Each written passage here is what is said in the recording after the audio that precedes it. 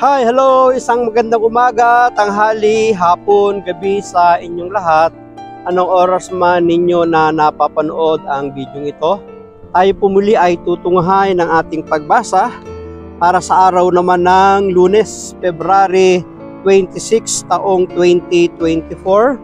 Hahanguin po natin sa Ebanghelyo ni San Lucas. Ang kabanata ay 6, mga talatang 36 hanggang 38. Ganito po ang pagkasaad. Nung panahong iyon, sinabi ni Jesus sa kanyang mga alagad, maging mahabagin kayo gaya ng inyong ama. Huwag kayong humatol at hindi kayo hahatulan ng Diyos. Huwag kayong magparusa at hindi kayo parurusahan ng Diyos. Magpatawad kayo sa inyong kapwa at patatawarin kayo ng Diyos. Magbigay kayo at bibigyan kayo ng Diyos, hustong takal, siksik, liglig at nag-uumapaw pa ang ibibigay sa inyo. Sapagkat ang takalang ginagamit ninyo sa iba ay siya ring gagamitin ng Diyos sa inyo.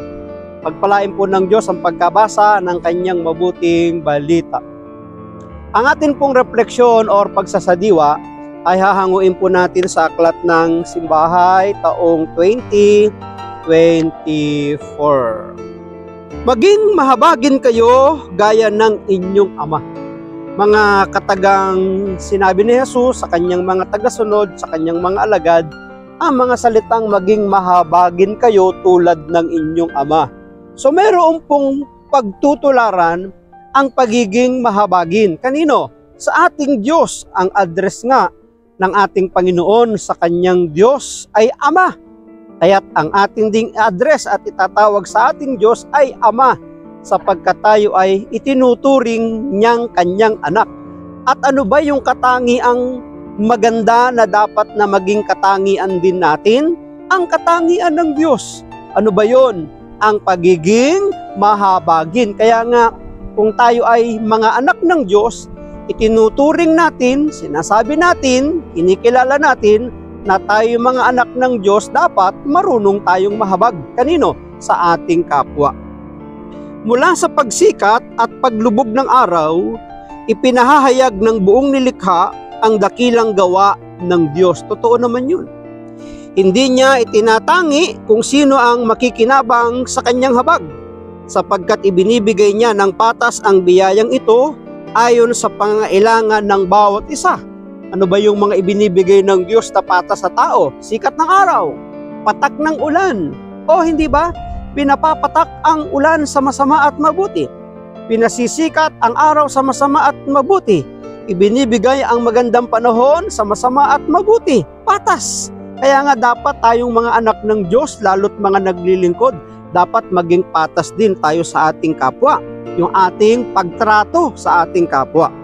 Bilang mga anak ng Diyos, inaasahan na tayo rin ay magiging makatarungan at mahabagin sa ating kapwa.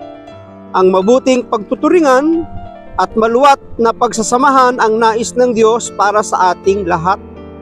Nilikha tayo bunsod ng pagmamahal. Ipinadala ng Diyos Ama sa Jesus bunsod ng awa niya sa atin noong tayo ay mapawalay dulot ng kasalanan. Biruin niyo yan. Ang tao nagkasala, tayo nagkasala, hindi tayo pinababayaan na ng Diyos. Ang Diyos pa rin ang gumagawa ng paraan para tayo ay makabalik sa Kanya. At makikita natin yan sa kasaysayan ng Biblia mula sa lumang tipan hanggang sa ating kapanahunan. Ang Diyos ang gumagawa ng daan para ang Kanyang minamahal na taong nilikha niya ay makabalik sa Kanya. Nagpakasakit si Jesus bunsod ng pag-ibig. Tayong mga alagad niya ay nararapat lamang na magbahagi rin ng pag-ibig at awang kusang ibinahagi sa atin ng Diyos. Actually, ang totoong taong marunong mahabagin ay ang mga tao lamang nakaranas ng kahabagan ng ating Panginoon. At lahat naman tayo ay nakaranas na kahabagan ng Diyos. Hindi ba dapat, karapat-dapat lang din, na iparanas din natin sa kanila ang ating mahabaging puso. Maraming salamat at pagpalain po tayo ng ating Panginoon. Ang akin lamang palaging sambit, I love you with the love of the Lord. Bye-bye and bye-bye.